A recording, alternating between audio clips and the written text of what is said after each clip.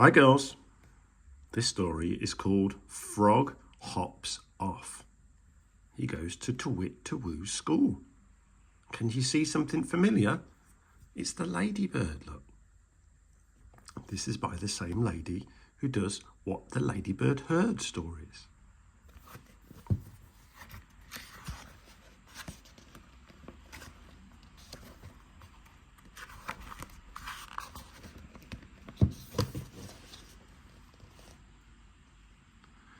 Frog was always very bouncy, but today he was feeling very bouncy indeed.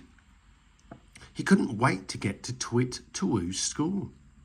His teacher, Miss Hoot, had said that today they were going exploring. Frog didn't want to hold Dad's hand. He was off. Boing! When Daddy finally managed to catch up with his frog, he said, "Now listen to what Miss Hoot says today.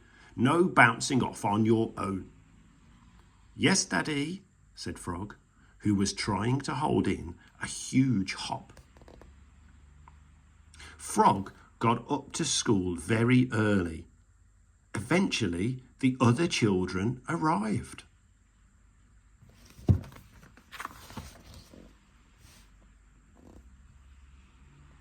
They were all very excited, and the first thing they explored was each other's lunch boxes. Frog managed to drop his own on the floor. Mole helped him pick it up. Owl was very proud of his lunch. He had made it all by himself.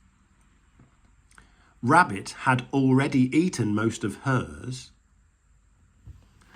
Miss Hoot gathered the class around. "Today, children," she said, "we are going underground." Frog jumped up, knocking over his lunchbox again.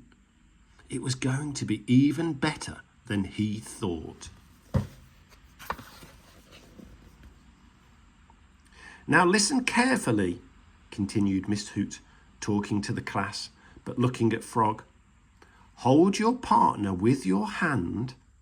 Hold hands with your partner and no running off. I don't want anyone getting lost." Miss Hoot said Frog could be her partner. They set off with Miss Hoot and Frog leading the way. Soon they came to a big dark hole. Down they went.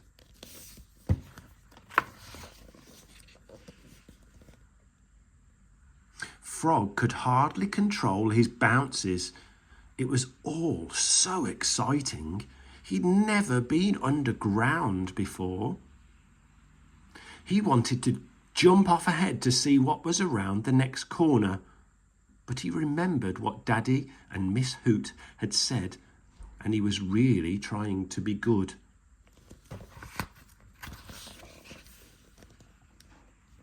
Miss Hoot and the children went down deeper into the tunnel. Mouse held on tight to Rabbit's hand. She was feeling a little bit nervous. Rabbit wondered if it was lunchtime. Mole found a worm. So did Owl. It was the same worm.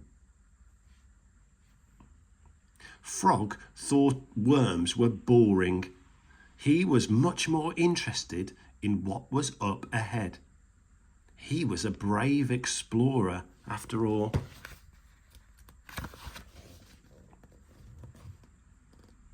Frog hopped around the corner. "I won't go far," he thought to himself. There was a bend in the tunnel. "I'll just see what's down here," said Frog. He hopped round the bend, and then around another, and then another. As Frog hopped further down the tunnel, he started to wonder. What if something lives down here? Not a worm, but someone not very nice. A goblin, a troll, a dragon.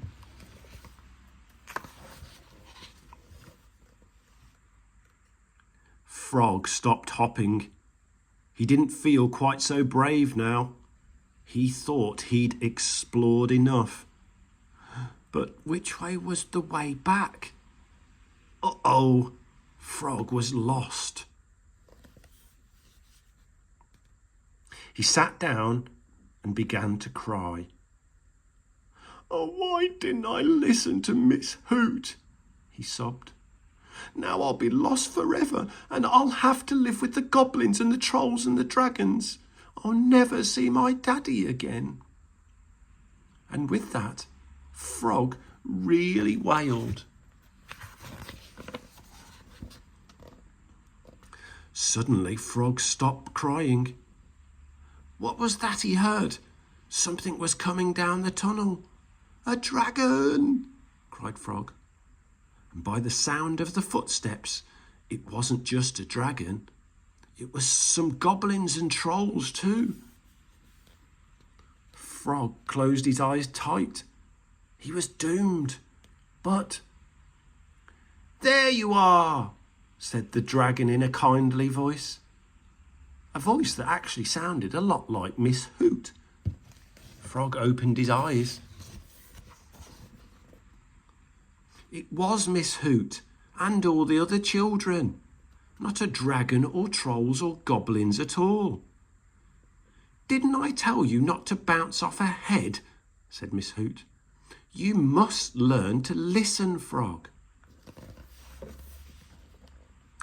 Yes, Miss Hoot.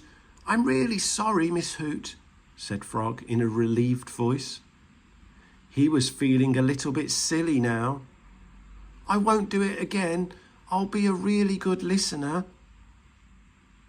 I'm happy to hear that, said Miss Hoot. Now, who'd like lunch?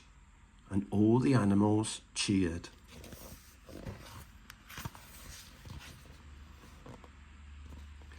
Miss Hoot led the class back through the tunnels and out into the sunshine. When they reached the picnic spot, she said she had a special treat for the children. Frog was still being a good listener, and he heard that very clearly. Frog was worried that he wouldn't be able to have a treat as he'd been a bit naughty, but Miss Hoot said he could. He was so pleased that he nearly started bouncing again, but he managed to control himself.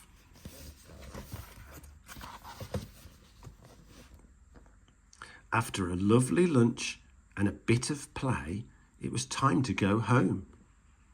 Here was Daddy. Frog was so pleased that he bounced his biggest bounce of the day. He just couldn't help himself.